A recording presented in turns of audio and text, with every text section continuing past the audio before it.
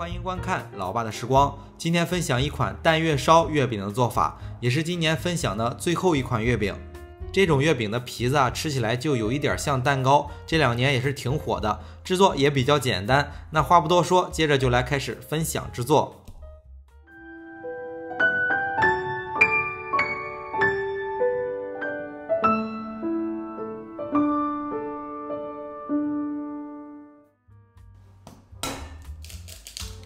首先取来一个器皿，里面加入一个鸡蛋，最好是像这样的杯子，一会儿操作起来比较方便。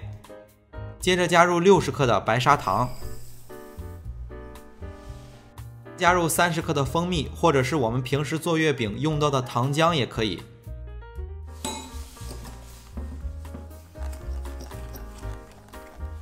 接着取来打蛋器，就持续的混合这份材料。混合的时候要用高速持续的混合，材料也比较少，用一个这样的杯子比较方便。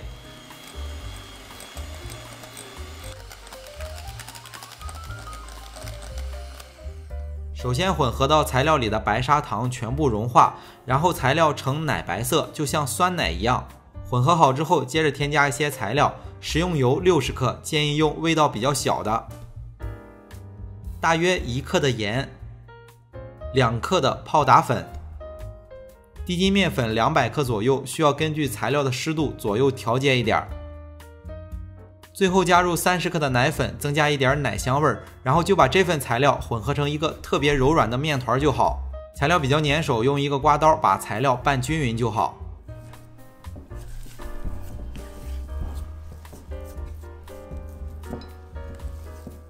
最终材料可以稍微软一点，但是不要太稀。面团比较软，为了让后续更好操作一些，准备好之后放在冰箱里冷藏一会儿。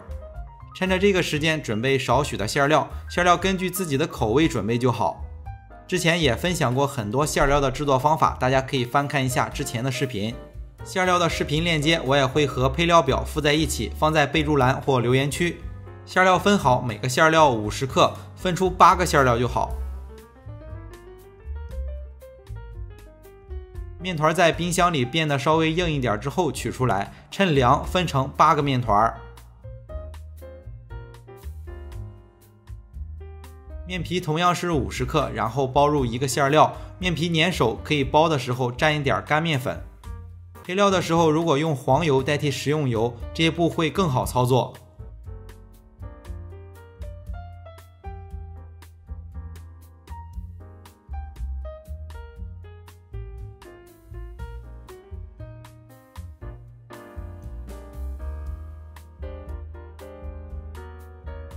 月饼一共是100克，这样就用一个100克的月饼模具冲压成型。